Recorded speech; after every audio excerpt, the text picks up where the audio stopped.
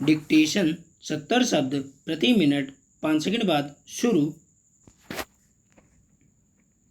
शुरू। एक महामारी आई जिसने दुनिया को अपनी चपेट में ले लिया। जरूरत थी कि अलग अलग देश मिलकर उससे निपटने का तरीका तलाशें। फिर उस देश पर नज़र गई जहाँ से यह बीमारी शुरू हुई थी और वहाँ से आने वाले हर शख्स को क्वारंटीन में रखने की सलाह दी गई।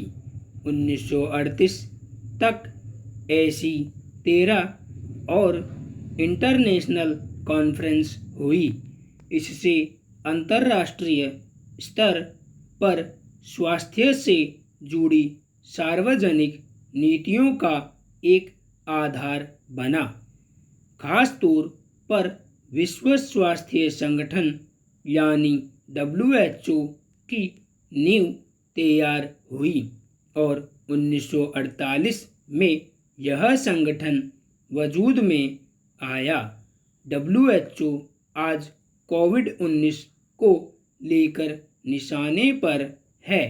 उस पर पक्षपात और ठीक से काम न करने के आरोप हैं। WHO के दस्तावेजों के आधार पर बाद में नॉर्मन हावर्ड जोन्स ने अंतर्राष्ट्रीय सम्मेलनों का एक इतिहास लिखा।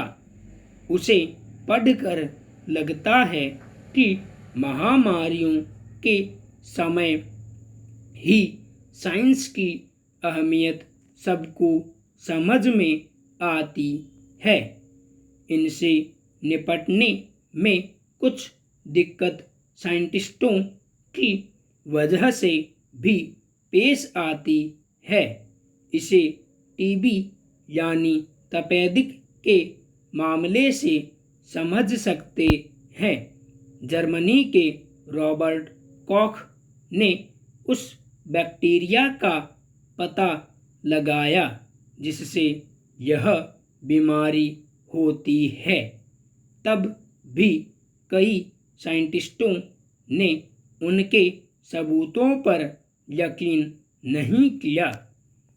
1885 में छठे अंतर्राष्ट्रीय सम्मेलन के आयोजन तक हाल ऐसा ही रहा।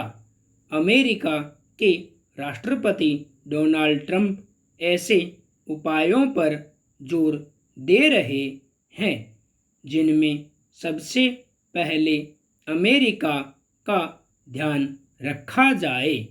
ऐसा पहले भी हो चुका है। 1881 में वाशिंगटन में हुए 5वें सम्मेलन में हावर्ड जोन्स ने इस बारे में भी लिखा है।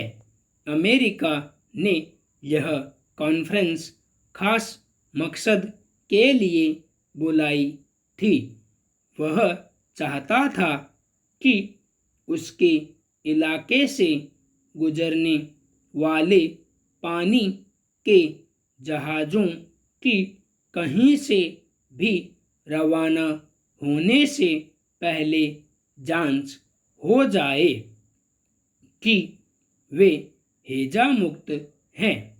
अमेरिका इसकी नीति बनवाना चाहता था, लेकिन इसके लिए विदेशी बंदरगाहों को अमेरिका के एजेंट के रूप में काम करना होता।